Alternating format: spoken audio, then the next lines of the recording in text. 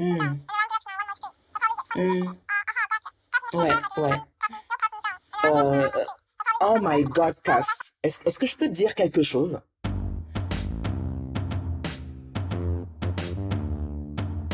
Mon cousin m'a effectivement appelé quelques jours plus tôt, et c'est d'ailleurs la raison de ce podcast de base, où il se réjouissait de ma conversion récente, si je puis dire, sur l'échelle de l'histoire.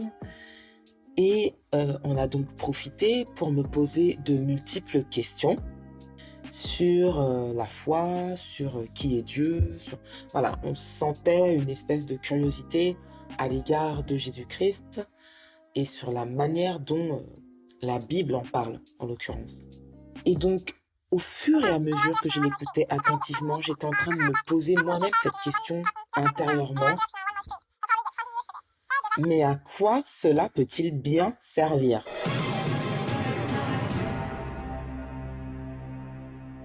En 1 Corinthiens 13, 9, 10, donc chapitre 13, versets 9 et 10, on peut lire: En effet, nous connaissons partiellement et nous prophétisons partiellement, mais quand ce qui est parfait sera venu, ce qui est partiel disparaîtra. Avant que l'on aille plus loin, si c'est la première fois que tu atterris sur la chaîne YouTube de TGIF et que tu découvres ce podcast, je te souhaite la bienvenue. N'hésite pas à t'abonner à la chaîne et à me faire un petit coucou en commentaire. Ça me ferait plaisir de savoir qui suis et ce que vous en avez pensé. Pour ceux qui sont des amateurs de gospel urbain, le son de vie du jour se passe avec Dévotion et leur titre, c'est ton cœur qu'il veut. Peut-être qu'on t'a déjà dit des trucs du genre viens à Jésus et il réalisera tes rêves, c'est faux. Viens à Jésus et tu n'auras plus de problèmes, c'est faux. Viens à Jésus et tu auras un logement, un travail, une femme ou un mari, c'est faux. Ce titre figure dans l'album Universel qui est sorti le 2 janvier 2018. Mais ce qui est bien avec les bons titres, c'est que ça demeure intemporel. Ça fait plus de 2 ans que ce titre est sorti et moi pour le coup, il m'a inspiré, il m'a aidé aussi dans mon chemin de sanctification et d'ailleurs il m'aide toujours. Et c'est ce titre qui résonnait en moi lorsque le cousin en question m'appelait et me posait toutes ces questions. Et je sais qu'on a tous dans nos entourages un cousin de ce type, une personne qui veut davantage rentrer en relation avec le Seigneur, mais ne sait pas forcément comment s'y prendre. Donc, aujourd'hui, j'ai relevé 5 points.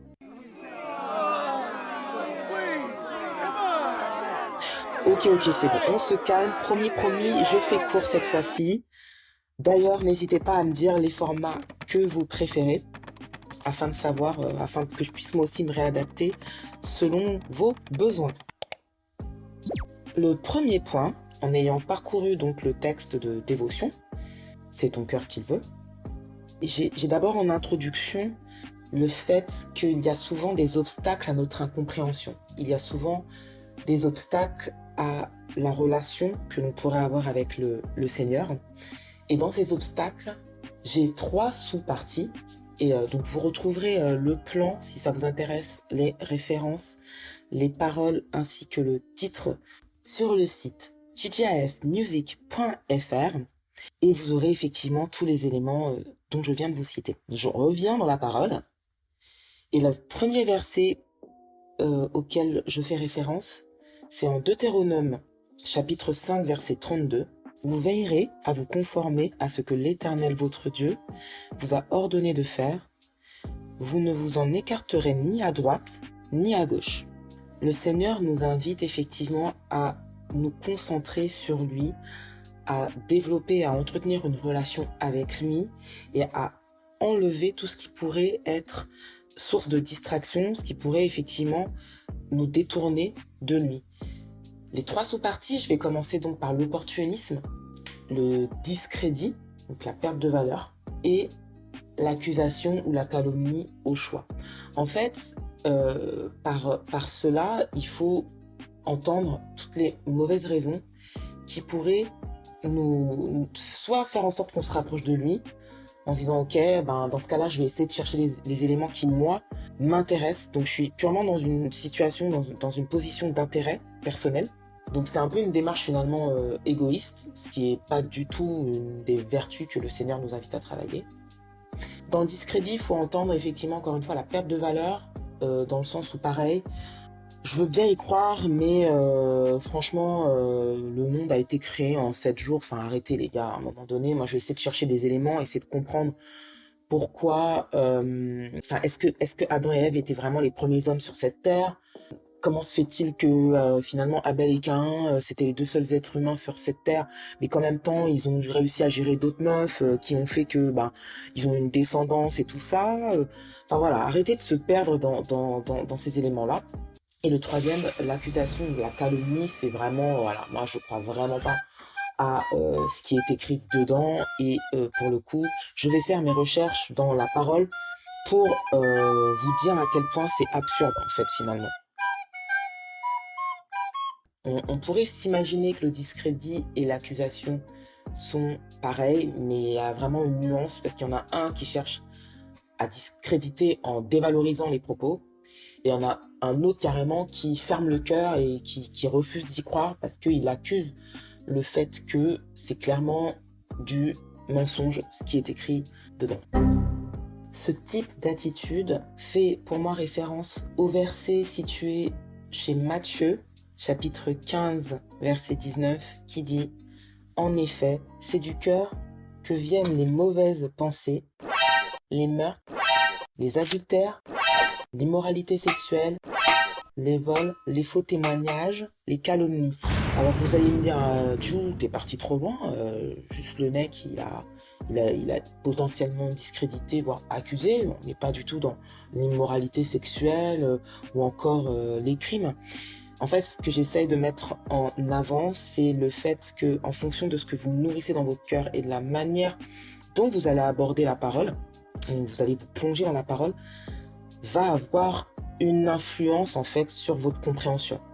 Et donc, je pense qu'il est hyper important de pouvoir garder son cœur de mauvaises influences et de justement le nourrir avec des choses qui vont vous aider à progresser. Et ça tombe bien, c'est mon deuxième point qui consiste à avoir un cœur bien disposé. Ouais, c'est ton cœur qu'il veut. C'est ton cœur qu'il veut.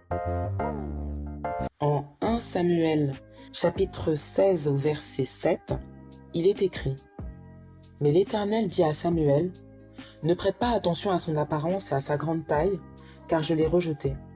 En effet, l'Éternel n'a pas le même regard que l'homme. L'homme regarde à ce qui frappe les yeux, mais l'Éternel regarde au cœur. » D'où l'intérêt, effectivement, de pouvoir entretenir ce cœur. Dans la Bible, il y a une multitude de versets qui décrivent les caractéristiques du cœur et qui nous invitent à être vigilants par rapport à cet organe qui est la source de vie, donc la base, que ce soit vie spirituelle ou vie physiologique. Le fait qu'il représente notre reflet, si notre cœur est endurci, il se peut que l'on soit nous-mêmes endurcis avec les autres et avec soi-même.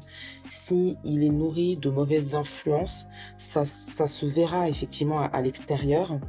Et c'est pour ça qu'il est hyper important, encore une fois, de pouvoir faire en sorte que ce cœur soit gardé plus que toute autre chose, pour ceux qui connaissent le verset, mais je vous le remettrai dans les références. Le cœur est donc authentique. C'est le seul endroit à qui on ne peut pas mentir, qu'on ne peut pas trahir, à qui on ne peut pas... notre corps d'une manière générale, parce que effectivement il y a l'effet de la somatisation qui peut intervenir, mais je ne suis pas médecin, donc je ne m'étalerai pas sur le sujet. Cependant, c'est vraiment... Enfin voilà, le nombre d'expressions ici qui sont liées au cœur, voilà, j'ai mal au cœur, j'ai le cœur brisé, bref, fait que c'est vraiment... encore une fois, l'endroit où on peut pas être plus authentique, où on peut pas être plus entier.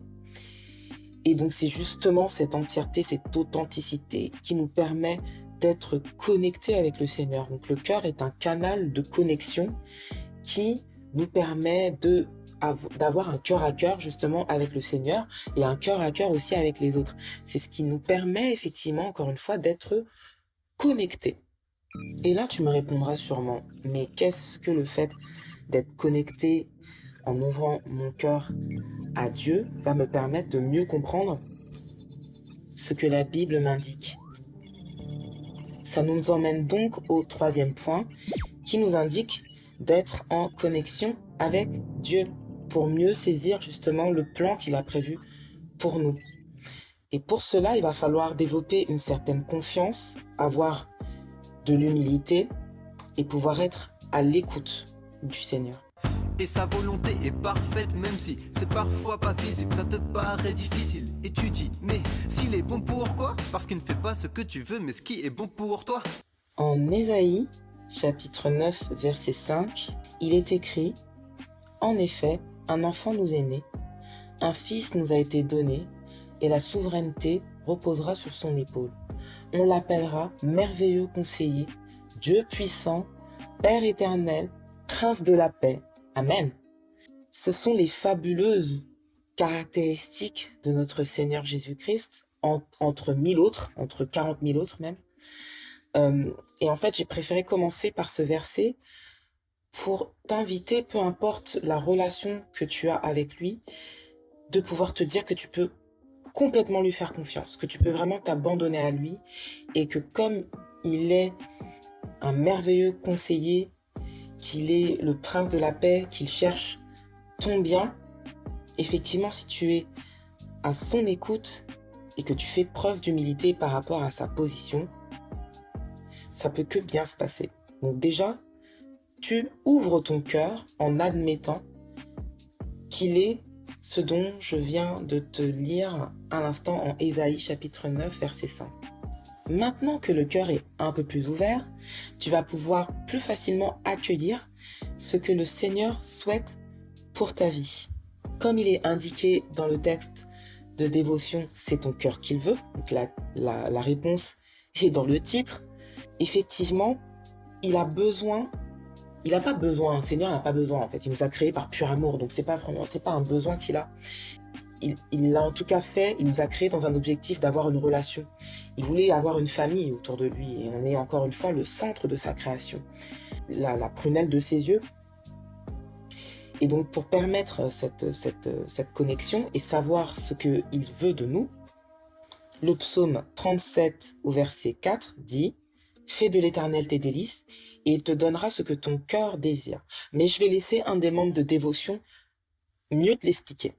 Comprends bien le psaume 37 verset 4, car c'est dit: fais de l'Éternel tes délices, il te donnera ce que ton cœur désire. C'est souvent mal interprété dans nos églises, mais ce verset est exquis, je te l'explique. Fais de Dieu tes délices, ouais, désire-le, aime-le, et tu auras ce que ton cœur veut. Donc ce que ton cœur veut, c'est Dieu et tout ce que lui-même veut, et ça il te le donnera, et crois-moi tu seras heureux.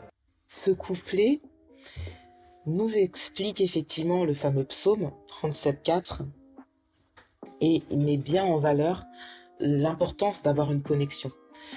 Petite parenthèse, ce texte, je l'ai choisi parce qu'il m'a particulièrement moi parlé à un moment donné de ma vie, au début de mon chemin de sanctification, puisque j'y suis encore, comme vous tous a priori. Et pour ceux qui n'auraient pas commencé, je t'invite fortement encore une fois à commencer ce chemin.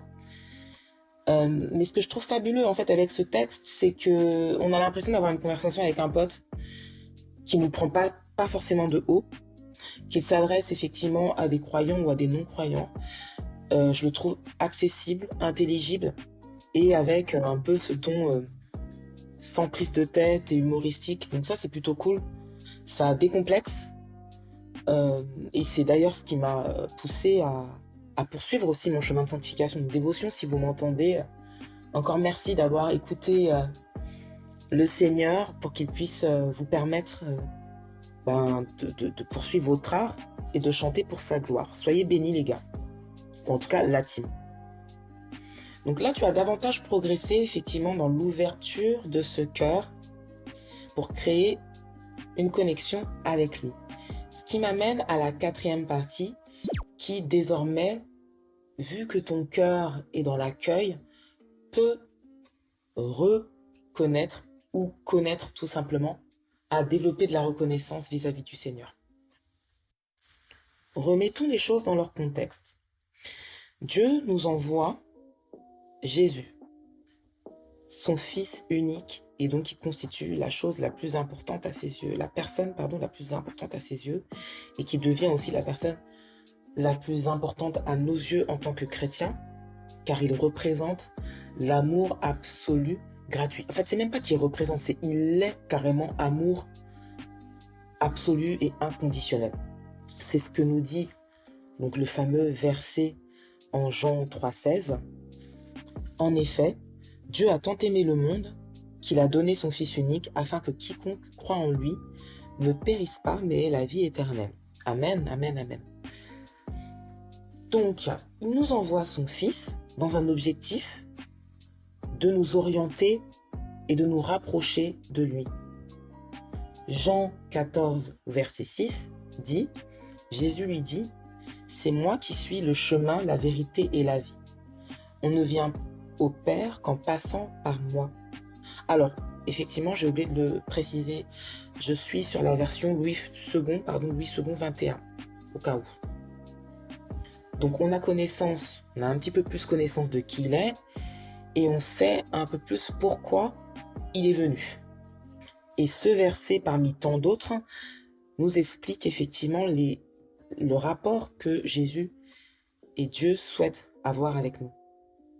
En Romains 8, 28, on peut lire « Du reste, nous savons que tout contribue au bien de ceux qui aiment Dieu, de ceux qui sont appelés conformément à son plan. » Cela fait écho avec ce que j'ai gentiment surligné dans le texte, encore une fois, de dévotion, c'est ton cœur qui le veut, des bénéfices de développer une amitié avec le Seigneur. Il est venu pour apporter l'espérance, la paix, la joie et l'assurance. Viens Jésus, t'auras une réelle espérance, c'est vrai. T'auras l'amour, la joie, la paix en abondance, c'est vrai. Avec Jésus, t'as l'assurance que tous les événements sont dans ses mains et qu'il concourt à ton bien, c'est vrai. Et certainement pas pour que tu te tortures l'esprit avec des questions existentielles du style oui mais pourquoi Adam et Ève ceci, pourquoi Abel et Caïn cela, pourquoi...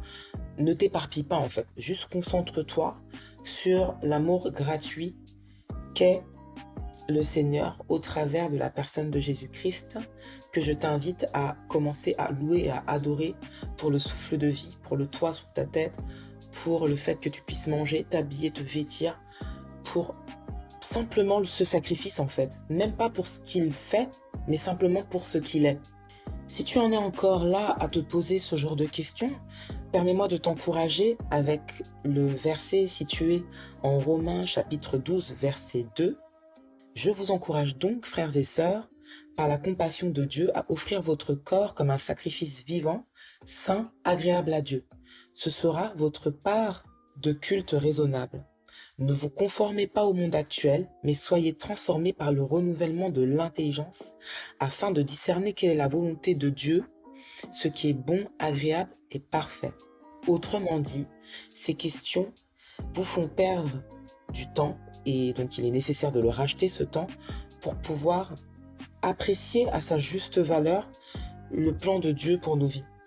Et ça nécessite qu'on soit transformé effectivement par le renouvellement de l'intelligence, comme le dit ce verset, et ne pas se poser des questions que le monde poserait. Je pense qu'il est nécessaire aussi parfois de pouvoir, c'est pas parfois, c'est tout le temps en fait, aborder la Bible avec le Saint-Esprit en fait, et se laisser guider par cette intelligence-là. Parce que si on se positionne en tant qu'humain simplement et en essayant de raisonner avec nos propres limites d'humain, on va se mettre à lire la Bible comme un vulgaire livre, et on va surtout s'apercevoir, c'est une succession de plein de petites histoires qui en soi n'ont pas nécessairement de rapport entre elles, qui se passent en plus à des époques différentes. Enfin, le livre en tant que tel, c'est pas possible. Et en fait, c'est comme si pour moi tu te mettais à prendre le dictionnaire et à vouloir le lire de A à Z. Dieu sait que le dictionnaire est utile, mais je pense pas qu'il viendrait à quiconque de s'asseoir et de se dire « Ok, aujourd'hui, je vais commencer à lire le chapitre A et demain le chapitre B du dictionnaire. » En fait, ça n'a aucun sens. Ça n'a aucun sens. Je vous invite, encore une fois, je t'invite là où tu es à développer une relation avec le Seigneur de telle sorte à ce que tu puisses bénéficier, entre guillemets, sans tomber dans l'opportunisme, de la relation d'amour que le Seigneur veut te donner, en fait. Et d'ailleurs, qu'il te donne déjà, mais c'est juste que comme ton cœur est fermé, tu peux pas le comprendre, en fait. Tu peux pas le recevoir. C'est difficilement recevable. Imagine-toi 2 secondes rencontrer une personne dans la rue qui peut te sembler, en tout cas, sympathique à première vue, et où tu lui dis, écoute, franchement, t'as l'air sympathique, mais avant d'entamer une relation avec toi, je vais d'abord m'assurer, je vais faire en sorte d'abord de pouvoir te connaître de fond en comble. Ça n'existe pas. Personne ne fait ça, en fait. Donc, vouloir lire la Bible en entier pour savoir qui est le Seigneur, je pense que c'est une démarche qui est vaine. Il vaut mieux, encore une fois, te servir de la parole de vie comme étant ton rocher, ce qui va te permettre de te retrouver, de te guider, et effectivement d'en savoir aussi sur Jésus, sur Dieu. Mais il faut aussi développer par ailleurs d'autres systèmes. Ça, c'est quelque chose dont je parle dans le 2e épisode, leçon de vie. Est-ce qu'on peut rester amis? Et si tu ne l'as pas écouté, je t'invite à le faire. Il est, à mon goût, très marrant. Et il parle de relations amoureuses également. Donc, bref, voilà, c'est un peu les points que je remets en exergue de développer une amitié avec le Seigneur. Petit disclaimer. Une fois, effectivement, que tu as un peu cheminé avec moi sur la base du texte de dévotion, c'est ton cœur qui le veut. Toujours dans cet objectif d'être honnête, et c'est ce que j'apprécie particulièrement dans le texte, il t'explique aussi ce que cette amitié va impliquer si jamais tu décides de faire le pas, et si jamais tu es déjà dedans. Pour ceux qui sont déjà dedans, vous savez. Pour ceux qui ne le sont pas encore, vous allez savoir. En 1 Corinthiens 10, 11, il est écrit « Tous ces faits leur sont arrivés pour servir d'exemple. Et ils ont été écrits pour notre instruction, à nous qui sommes parvenus à la fin des temps. Ainsi donc que celui qui croit être debout fasse attention à ne pas tomber. » Concentrez-vous davantage sur le premier verset, qui effectivement nous explique que des personnes ont vécu des choses avant nous, et c'est ce pourquoi elles l'ont écrit, et que nous qui sommes à la fin des temps, puissions nous inspirer et être instruits de ces écrits, et qu'en revanche, on va également être amené à être éprouvés, à être des témoignages vivants et à tenir ferme dans la foi. Ça, c'est la 5e partie, qui est de prendre conscience de ce que cette amitié implique.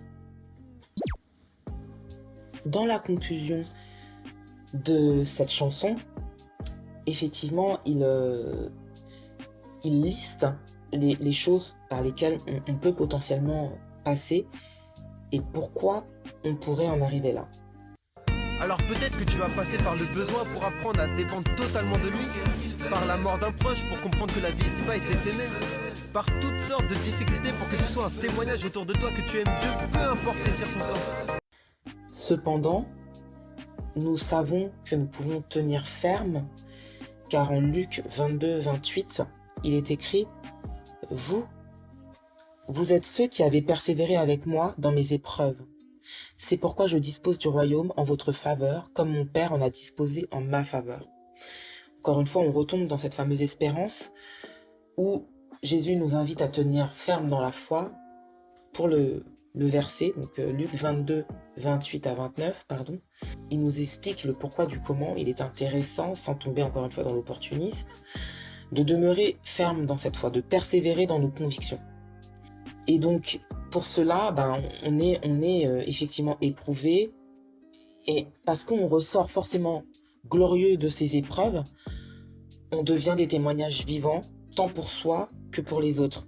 Et donc, c'est pour ça que c'est intéressant de savoir dans quoi on s'oriente. Conclusion. Donc, comme je disais, j'ai relevé 5 points qui sont de lever les obstacles à ta compréhension et laisser tomber l'opportunisme, enfin toutes ces choses-là dont j'ai parlé plus loin. Dieu n'est pas une machine à bénédiction, pour reprendre l'expression dans le texte. Et donc, voilà, il faut que tu puisses tout simplement venir gratuitement vers lui en développant une connexion avec lui. Donc ça, c'était le deuxième point, être connecté avec Dieu et développer une amitié. En ouvrant, bien sûr, ton cœur, apprendre à le connaître à sa juste valeur et lui témoigner de la reconnaissance, tout simplement, reconnaître qui il est et que tu es parce qu'il est, en fait. Et prendre conscience de ce que cette amitié va impliquer, à savoir les épreuves qui vont donc développer ta foi et qui vont permettre que tu puisses être un témoignage vivant pour sa gloire. Donc, effectivement, si tu ne savais pas jusqu'ici ce que le Seigneur veut, c'est tout simplement ton cœur et être en relation avec toi pour pouvoir te conseiller, te guider, tout simplement t'aider et nous indiquer la voie à suivre pour le rejoindre dans l'au-delà. Yes, j'ai atteint mon objectif, j'ai réussi à faire plus court cette fois-ci. Dis-moi si ce format te convient mieux. Si jamais tu voulais aller plus loin dans le décryptage de ce texte de dévotion, c'est ton cœur qui le veut, basé sur l'évangile bien entendu, n'hésite pas à te rendre sur le site tgifmusic.fr, je mettrai le lien dans la description et tu pourras avoir accès aux plans, aux références, aux paroles et bien entendu au titre de cette chanson.